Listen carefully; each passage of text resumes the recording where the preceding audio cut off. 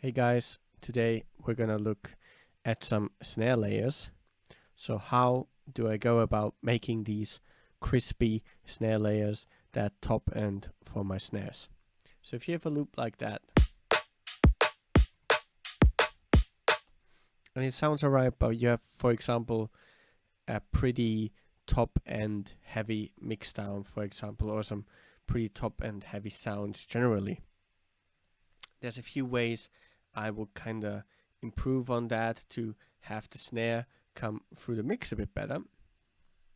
So what I'd normally do is open up one of my own samples, and this is something I always encourage people to do. Basically, make these type of sounds so you have them at your disposal. But for the sake of this video, I'm gonna show it to you. So, just gonna type in noise, and then I'm gonna choose one of these noises, for example. This is just straight out of the plugin texture, and it's just a noise. Very simple noise. And on its own, you can already use it as a layer. I know quite a few producers who use noise layers like this, and it can be very helpful for certain snares. So that would be step one, to kind of put the noise where the snare is. I'm always adding a little fade at the beginning, so there's enough space for the transient to breathe. Maybe even have it start a little bit later, so there's really no overlay with our actual snare transient. This leads to a bit of a cleaner sound. And now we can take a listen. And generally that is a good idea. But in that case, I'd want the noise to be a little bit shorter. But that's obviously also up to taste. This will help it stand against the mix on its own a bit better, and will sound a little bit more balanced. But you can do more with noise. You can either or add more noise samples or different snare samples and EQ out the mids, for example. But in this case, we're gonna use a very fast LFO. In that case, it's auto pan. So I turn the amount all the way up, the rate and the phase, and then I'm playing with the rate. What I find kind of important is to then put the EQ afterwards, and then EQ out some of those mids that are kind of like generated here. There's this little bump here, and it's almost, yeah, it's not as clean sounding as it could be. So I love using an EQ afterwards. Maybe also taming it a little bit. And then I get this really crispy sound that can sound really nice with a short reverb, like for example a very small ambience that you put before the auto pan, for example. That will help it smoothen out a little bit, but it really depends on what you're going for, and both are a valid option in my opinion.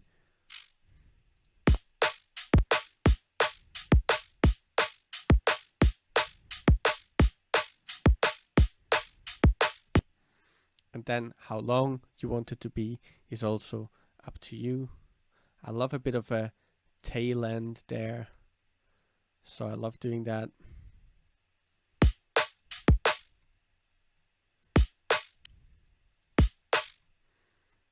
And it really changes the sound. So it's always, experimentation is always wanted. Yeah, I like that one, so I'll just copy that one over.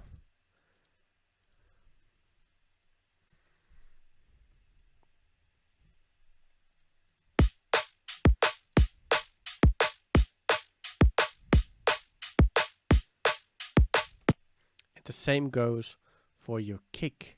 You could, for example, use that same sound on your kick to kind of enhance that, and then just put it up there, layer it directly underneath your kick, and then try around with the sound.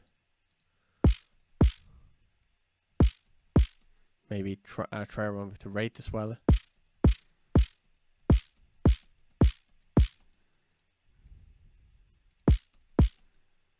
Make it maybe shorter, but it gives the kick a bit more attack.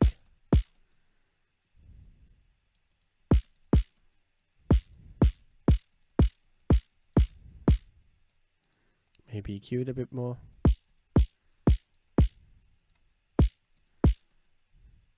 I always love to put these on the first hit.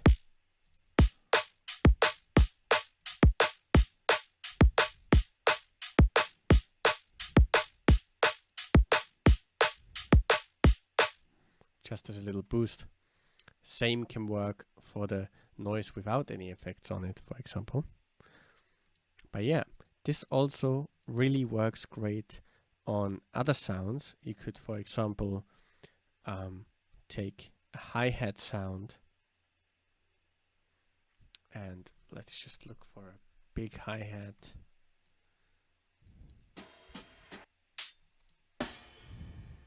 For example, just a very long hi-hat.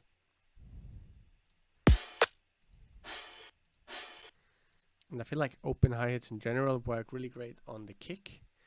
And you can do that auto pan track again. And get these really cool ring mod sounding hats. And you could also use that, of course, as a snare layer. And sometimes these go hand in hand, you know, sometimes the hi-hats kind of become the snare layer if you don't do too much side chaining.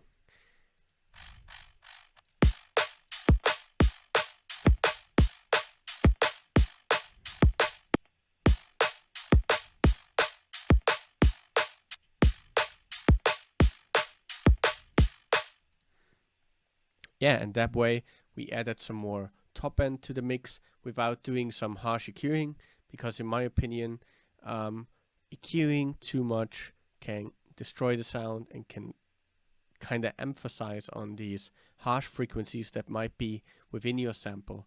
So in my opinion, it's always better to try to find a good layer for it, except if it's like a minuscule tiny thing. Then you can obviously boost an EQ or something like that. It does work in certain moments, but I do feel like you get a cleaner, more separated sound, and you get a little bit more control with layering, because you can control each layer and also mute each layer and so on, to see if maybe your mix sounds better with a little bit less top end or a little bit more, so you can kind of go back and forth. Yeah, that's how I layer snares, and I hope it helps you in some shape or form.